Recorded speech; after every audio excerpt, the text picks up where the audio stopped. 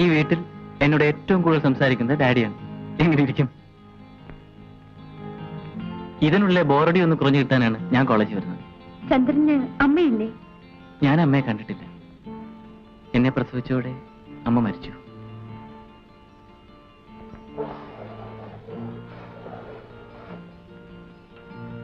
ഇന്നെന്റെ ബർത്ത്ഡേ ആണ്. കഴിഞ്ഞ 23 പിറന്നാളുകൾ ഞാൻ തന്നെ അറിഞ്ഞിരുന്നില്ല.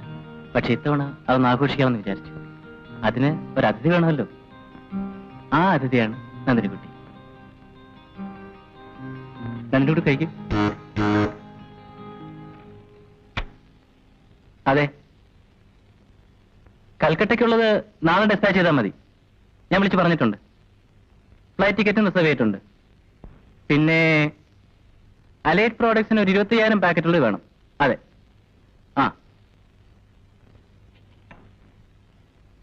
ഡാഡിയാണ്. ഞങ്ങളുടെ സംസാരം മിക്കവാറും ഫോണിലൂടെയാണ്. ഈ ടെസ്റ്റ് ട്യൂബ് ബേബി എന്നൊക്കെ പറയുന്ന പോലെ ഞാൻ ഡാഡിയുടെ ടെലിഫോൺ ബേബിയാണ്. അയ്യോ, 5:30 മണിക്കാണ് എന്റെ ലാസ്റ്റ് ബസ്. അതിനെന്താ, ഒരു 10 മിനിറ്റ് നമുക്ക് പോകാമല്ലോ. നന്ദിനിക്കുട്ടി ചർച്ച കണ്ടില്ലല്ലോ, വരും.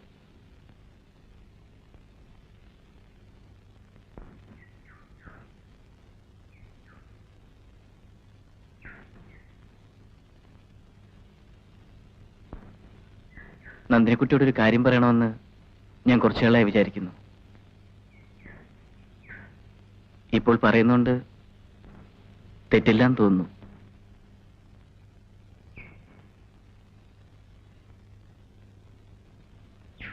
നന്ദിനിക്കുട്ടിയെ എനിക്കിഷ്ടമാണ്.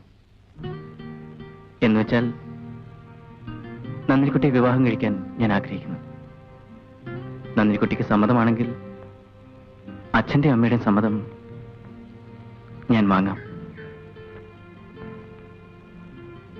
നന്ദിനിക്കുട്ടി എന്താ മിണ്ടായിരിക്കുന്നത്? നന്ദിനിക്കുട്ടിക്ക് എന്നെ ഇഷ്ടമല്ലേ? ഇഷ്ടമാണ്. പക്ഷേ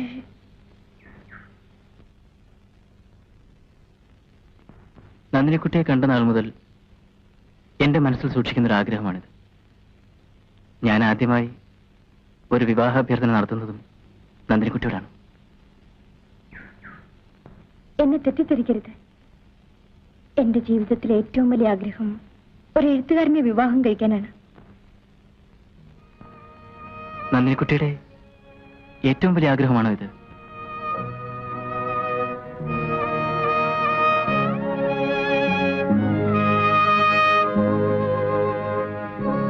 എങ്കിൽ ഞാൻ പറഞ്ഞ വാക്കുകൾ തിരിച്ചെടുക്കുന്നു. നന്ദിനിക്കുട്ടിയുടെ ഈ വലിയ ആഗ്രഹത്തെ മറികടക്കാൻ ഞാൻ ഇഷ്ടപ്പെടുന്നില്ല. ഓ, 10 മിനിറ്റ് കഴിഞ്ഞു. തിരിച്ചു പോണ്ടേ? വരൂ. നീ ഊണ് കഴിക്കുന്നില്ലേ? ഇപ്പൊ വേണ്ടമേ. രാവിലെ നീ ഒന്നും കഴിച്ചില്ലല്ലോ. ഇങ്ങനെ ഒന്നും കഴിക്കാതിരുന്നാൽ എങ്ങനെ മോളെ? ഇപ്പൊ വിശപ്പില്ലഞ്ഞിട്ടാ. കുറച്ച് കഴിയുമ്പോ ഞാൻ വിളമ്പി ഉണ്ടോളാം.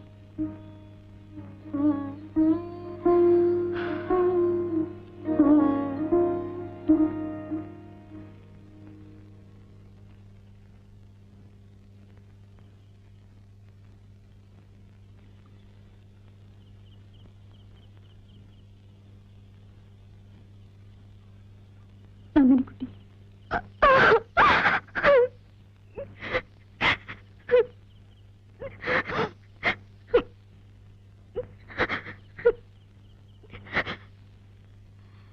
രാവിലെ കുളിയും കഴിഞ്ഞ് ഇവിടുന്ന് ഇറങ്ങിയതാ മോളെ. എന്നും കൊട്ടാരവളപ്പിൽ പോയിരുന്ന് ഉച്ചവരെ അക്ഷരശ്ലോകം ചെല്ലാറുണ്ട്. അങ്ങനെ ചൊല്ലിക്കൊണ്ടിരുന്നപ്പോൾ തലചുറ്റി വീണെന്നാ കൈമൾ പറഞ്ഞത്. ആശുപത്രി പോകേണ്ടി വന്നില്ല. എന്തിനതൊക്കെ പറയുന്നു? അത്രയ്ക്ക് ആയുസുണ്ടായിരുന്നുള്ളൂ. ടെലഗ്രാം കിട്ടിയ ഉടനെ തന്നെ വേണുവേട്ടൻ ലീവിന് മാക്സിമം ട്രൈ ചെയ്തു. പക്ഷെ എന്ത് ചെയ്യാനാ, കിട്ടണ്ടേ? ഇപ്പൊ തന്നെ എന്ത് പാടുപെട്ടാ ലീവ് കിട്ടിയത്. നിന്നെ കണ്ടപ്പോൾ എനിക്ക് എന്ത് ആശ്വാസമായിരുന്നു മോളെ. അപ്പച്ചി ഞാൻ ചോദിച്ചതിന് മറുപടി പറഞ്ഞില്ല. അപ്പച്ചി, മോഹൻ ഏതാനും 2 വർഷം കഴിഞ്ഞ് ലീവ് കിട്ടുകയുള്ളൂ. ഇപ്പൊ അമ്മാവൻ കൂടി ഇല്ലാത്ത സ്ഥിതിക്ക് എത്രയും വേഗം നന്ദിനിക്കുട്ടിയുടെ വിവാഹം നടത്തുന്നത് നല്ലതാണെന്ന് മോഹൻ എനിക്ക് എഴുതിയിരുന്നു. നീ കുറച്ച് വെള്ളം എടുത്തിട്ട്.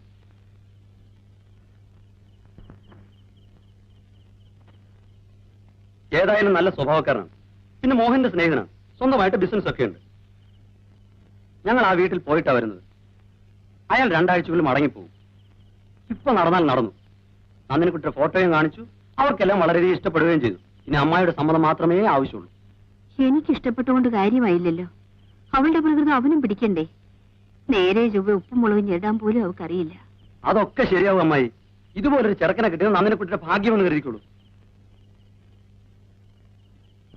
നീ കൊച്ചു കുട്ടിയൊന്നുമല്ല. ജീവിതത്തെ കുറെ കൂടി ഗൗരവമായി കാണണം. നീ കാരണം ഞാൻ എത്ര വേദനിക്കുന്നെന്നറിയാമോ? നിന്റെ അച്ഛൻ ഉണ്ടായിരുന്നെങ്കിൽ നിന്റെ ഇഷ്ടത്തിന് ഞാൻ വിട്ടേനെ. എന്നതാണോ സ്ഥിതി? നീ ഇങ്ങനെ പോയാൽ ഭാവിയിൽ താങ്ങും തണലുമായി ആരുണ്ട്?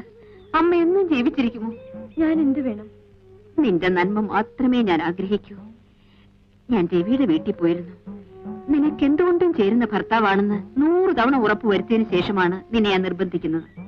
നിനക്കിഷ്ടമാണെങ്കിൽ പിന്നെ യാതൊരു ചടങ്ങിന്റെ ആവശ്യമില്ല. കല്യാണം നടത്തുകയേ വേണ്ടൂ. നിനക്കിഷ്ടമാണോ മോളെ? എനിക്കിഷ്ടമാണ്.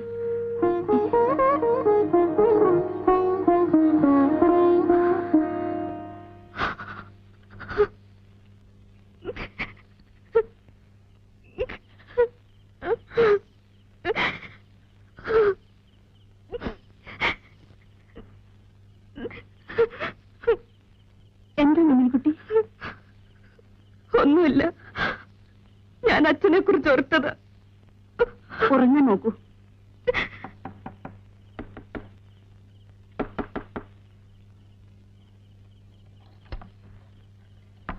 എന്തായി? രവിയെ കണ്ടോ? രവിയെ കണ്ടു, അമ്മാവനെ കണ്ടു, ആലോചിച്ചു, മുഹൂർത്തവും നിശ്ചയിച്ചു. എന്നാ? ബുധനാഴ്ച രാവിലെ 10-നും 12-നും ഇടയ്ക്കുള്ള ശുഭമുഹൂർത്തത്തിൽ. ഇരിക്കും മോനെ. നേരാണ് നന്ദിനി ചേച്ചി ആൾക്കാർ പറയുന്നേ. എന്തു പറഞ്ഞു?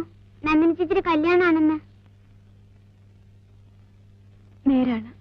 അപ്പൊ നന്ദിനി ചേച്ചിക്ക് ഇനി പുസ്തകം വേണ്ടല്ലേ?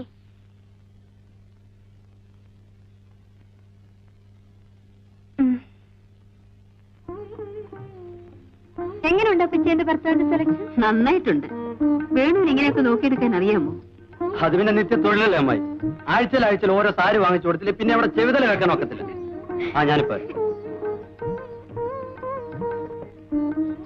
മോളെ നന്ദിനിക്കുട്ടി,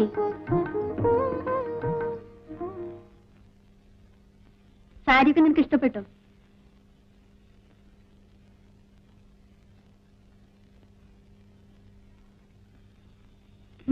ഇഷ്ടപ്പെട്ടു.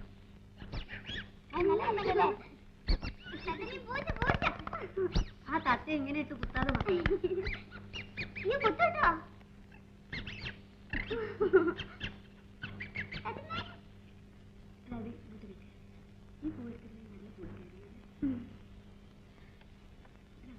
ആ എന്താ റെഡിയായില്ലേ? മോളെ നിന്നെ കാണാൻ ആര് വന്നിരിക്കുന്നു? പോയിട്ട് വാടി. എന്നാ നമുക്ക് നോക്കാം.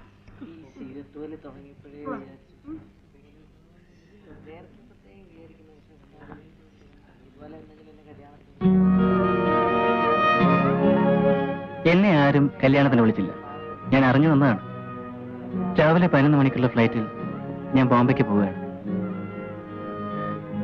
നന്ദിനിയെ കണ്ട് ആശംസകൾ അറിയിക്കാനാണ് വന്നത്. All the best.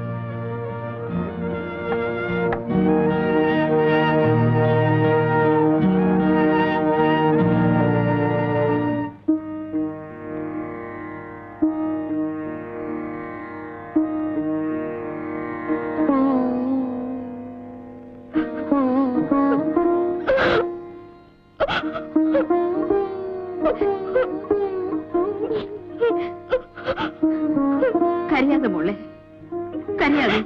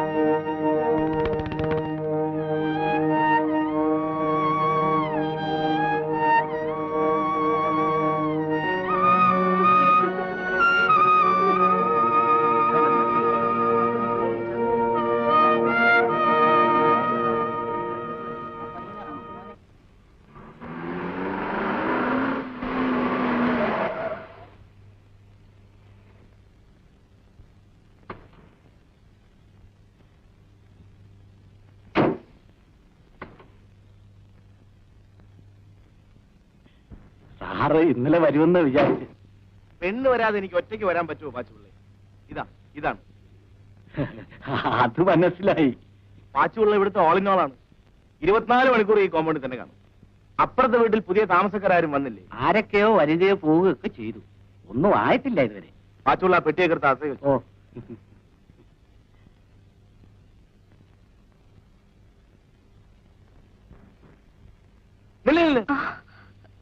അയ്യോ, ചേട്ടത്തി ഒരു കാര്യം പ്രത്യേകം പറഞ്ഞു ഏൽപ്പിച്ചിരുന്നു. നന്ദിനിക്കുട്ടി ആദ്യം ഏത് കാലം അകത്ത് വെച്ചത്?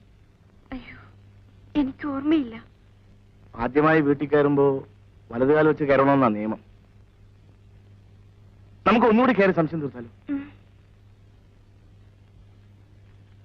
പാച്ചുള്ളേ, അറിയാതെ ആദ്യം ഇടതുകാലം വെച്ച് കയറിയാൽ കുഴപ്പമൊന്നുമില്ലല്ലോ. അതൊക്കെ ഓരോ ആചാരമാണ് സാർ.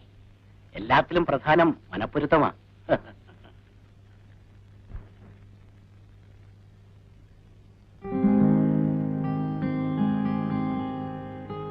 ഇതാണ് സ്വീകരണ മുറി. അതിഥികൾക്ക് ഞാൻ ഇതുവരെ പ്രവേശനം കൊടുക്കാറുള്ളൂ. ഈ കിടക്കുന്ന ഫർണിച്ചർ എല്ലാം കല്യാണം പ്രമാണിച്ച് ഞാൻ വാങ്ങിയതാണ്. ഇതെങ്ങനെയുണ്ട്? ചുളുവിലക്ക് കിട്ടി. 350 റുപ്പീസ് കൊടുത്തു.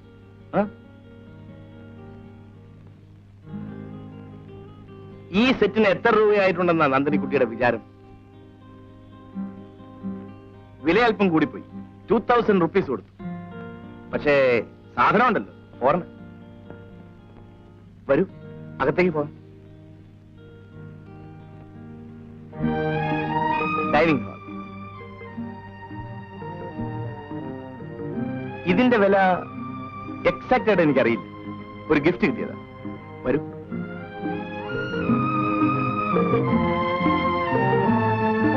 പെണ്ണുങ്ങളുടെ സെക്ഷൻ.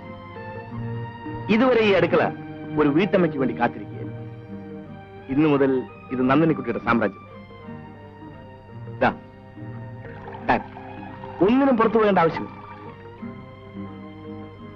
ഗ്യാസ്. പിന്നെ ഇവനെ സൂക്ഷിച്ച് കൈകാര്യം ചെയ്തില്ലെങ്കിൽ നമ്മുടെ ഗ്യാസ് ഔട്ടാവും. ഇതാണ് ബെഡ്റൂം, അതായത് നമ്മുടെ റൂം. എങ്ങനെയുണ്ട്?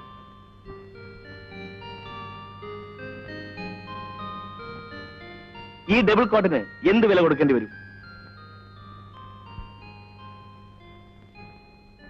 600 റുപ്പീസ് കൊടുത്തു. കല്യാണ സ്പെഷ്യൽ. ദേ, ഒന്നിരുന്ന് നോക്കി.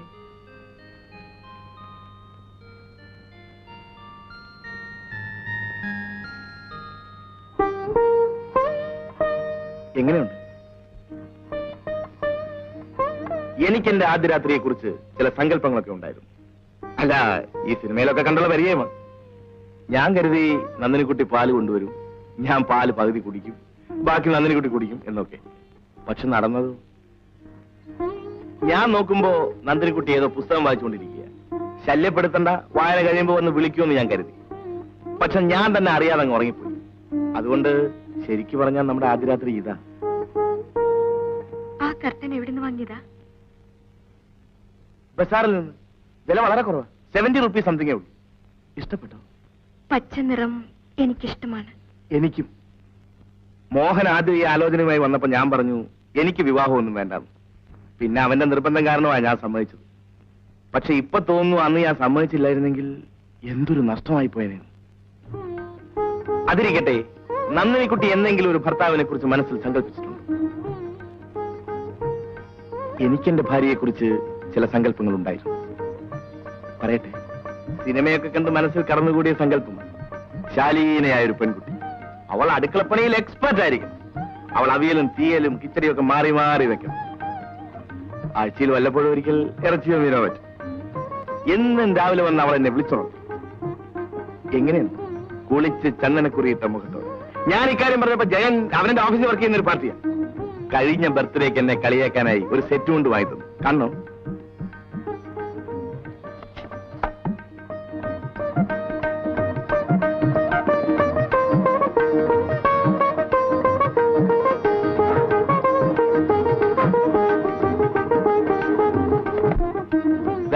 മിനിമം ഒരു 30 റുപ്പീസിന്റെ ആയിക്കാണോ അല്ലേ? ഈ സാധനമാണ് ഈ വീട്ടിലെ ഏക ശത്രു. പലപ്പോഴും അവനൊരു ശകനം മുടക്കിയ. വന്നിട്ട് ഇതുവരെ അവനെ മൈൻഡ് ചെയ്യാത്തതിന്റെ പരിഭവമാണ്. ഞാനിപ്പോരെ.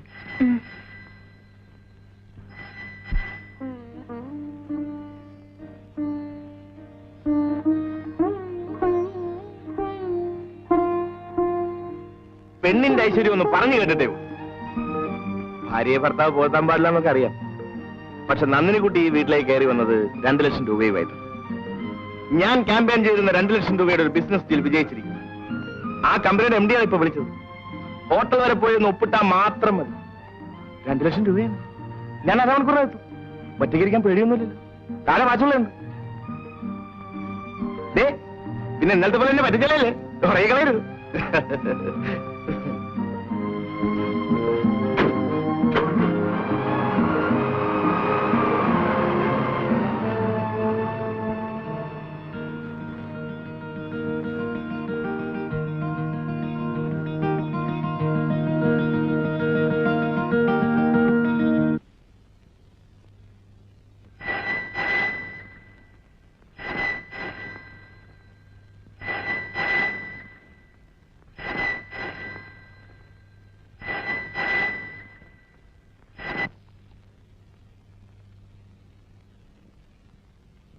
അതെ.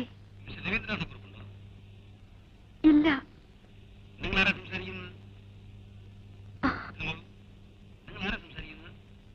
അദ്ദേഹത്തിന്റെ ഭാര്യയാണ്.